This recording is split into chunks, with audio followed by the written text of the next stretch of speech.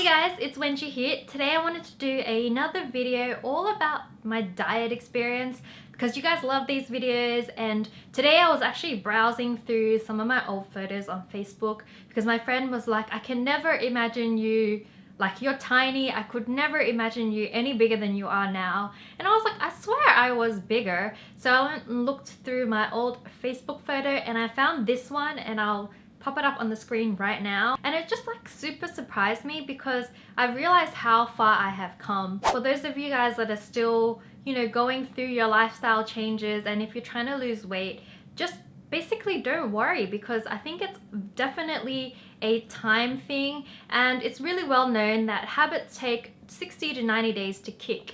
And if your habits take 90 days to kick, then you gotta wait at least 3 months for you to see sort of any kind of change that you want to see.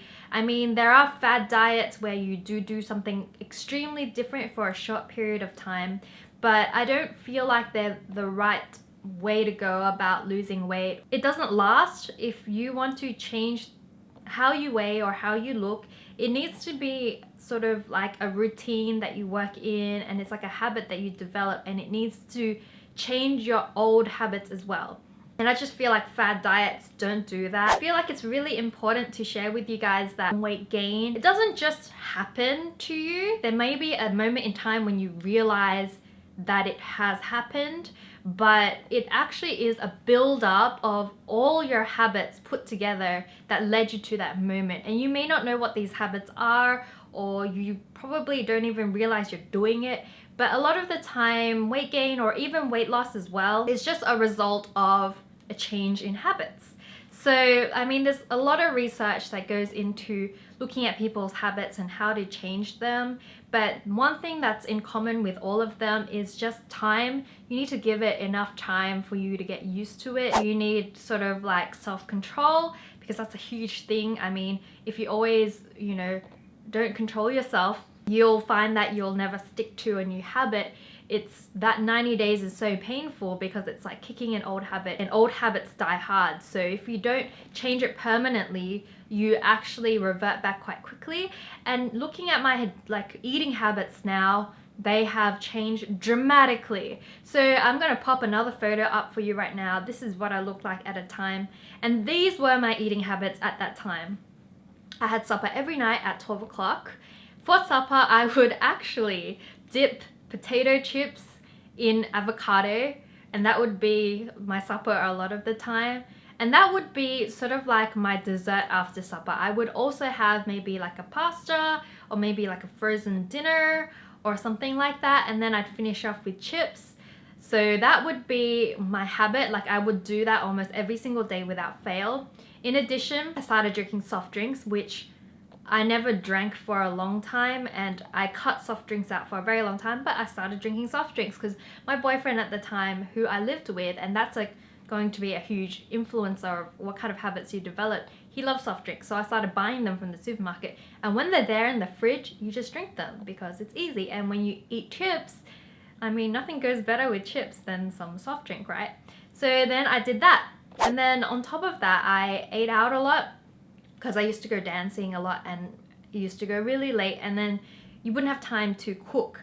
So we'd all be out and we'd all have like a social dinner out after class or something. So I always ate out, and because when you eat out, the portions are big and you don't want to waste the food. And yeah, because you've just eaten sort of 3/4 of it and there's like a quarter left, you don't want to take it home, so you kind of just finish it because you don't want to waste food. So that's another habit I did. I ate out like 3 or 4 times a week with friends after dance. So it was pretty much those 2 or 3 habits. It wasn't a lot of habits, but another habit I had was my boyfriend at the time ate a lot.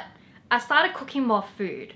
So I would never cook that much for myself, but because there was a hungry boy eating, I cooked more food and I didn't want to waste it, and it wasn't enough to kind of portion out for a second meal. So I just put the whole portion in my plate and his plate, and I kind of would portion it similar because, you know, at the time I was just like, why don't I eat almost the same amount as him? Why not, like, I just cook double the portion? Because in my head, ×2 is easier than 1.5, and me eating half and him eating 1.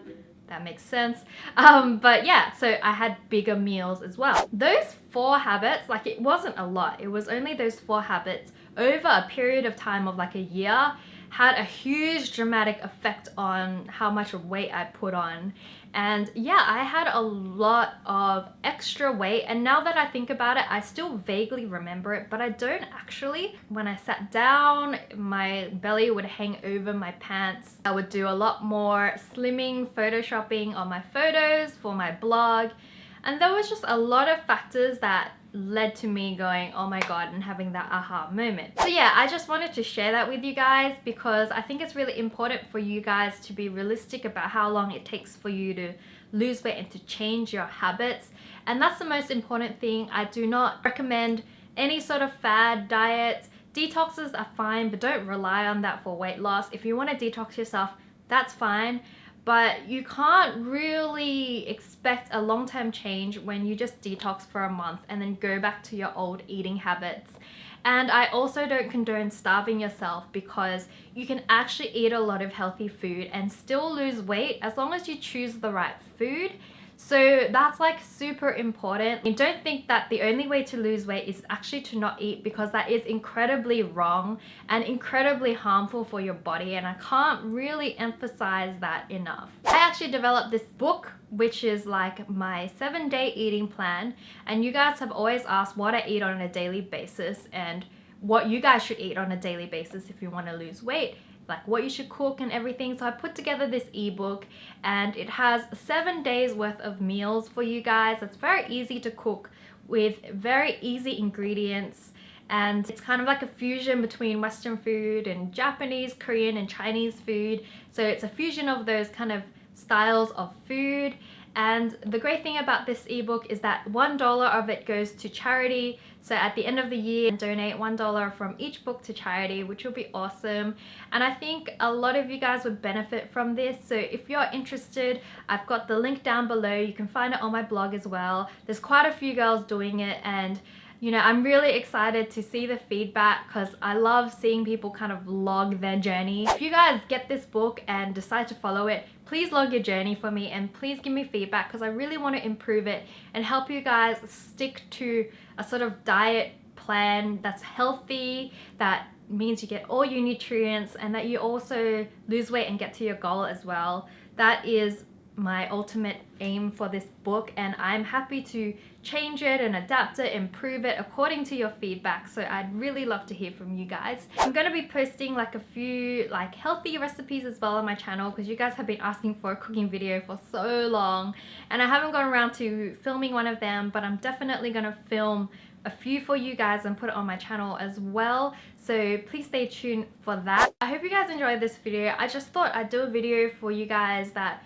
you know, just to motivate you guys on your healthy lifestyle change journey. It's very, very hard. It's not easy. The times where I sat there and I would crave chips. I still crave chips and Maccas, like to this day. I just don't eat it as often. Whereas before I would kind of buckle to my cravings like every day or every other day. Now I only do it like once a month, or when I feel like I've eaten really well for the day, I would reward myself, and that's okay as long as you keep track of like how many calories and what you're eating and whether you're doing well. That's changed a lot for me, and you'll find that once you start eating healthy, you won't crave junk food as much. It's kind of like a downward spiral. Once you start eating junk food, you just keep craving it, and it's just like a bad like, it's like a stone rolling down a hill. I'm really bad with my example today. I'm really sorry. But yeah, anyways, that's off on a tangent. I was gonna end this video. Yeah, so I wanted to create this video to encourage you guys. So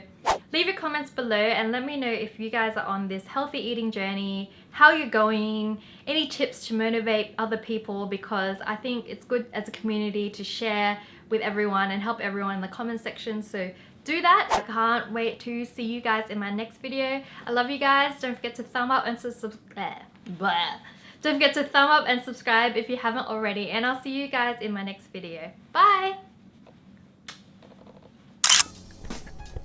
It's gratitude time. Don't forget to tell me what you're grateful for in the comments box below with the hashtag Wengie's Gratitude Journal. Punny C. I must admit we spend most of our time complaining about uni, so it's really refreshing to hear that. Vincana, I am so proud of you and your mom. She must have given up so much looking after you, so I'm really glad to feel the love between you two through this comment. Dua Chong Maya, I think everyone's families get on their nerves at times, hey, but we love them. And I'm so glad you found your soulmate and best friend. Make sure you keep in touch with her because I don't actually even remember my first best friend from primary school. I think her name was Amy. So today I'm going to start off with this midriff top, this cute pair of denim shorts, and these white platform sneakers, and I'm going to show you how to turn this basic outfit into 3 different looks just by adding different pieces on top. So let's get started.